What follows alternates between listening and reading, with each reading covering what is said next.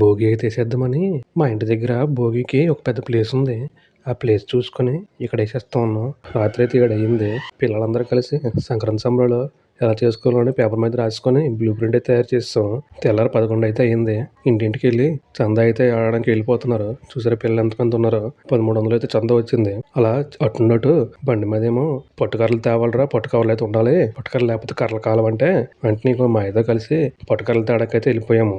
పట్టుకర్రలు అయితే బండి మీద కొద్దిగా ఈ బండి మీద కొద్దిగా గీసేసి ఇంటికైతే బయలుదేరిపోయాము. అంతలో కుర్రోళ్ళు పెట్రోల్ డీజిల్ తెచ్చేసారు. దొంగల కటింగ్ కోసం సైకిల్ చైన్ అయితే తీసుకొచ్చేసి ట్రై చేద్దాం అనుకున్నాము. సైకిల్ పట్టుకుని మా వాడేమో తెగలాగెత్తున్నాడు.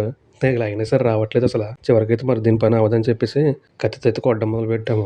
కత్తితో కొన్ని అయితే కట్లు కొట్టాము. చివరికి ఎంత అయిందని చెప్పేసి వచ్చేసాము. అలా క్లీనింగ్ అయితే చేసేసి భోగి కర్రలు అయితే పేర్చేసాం.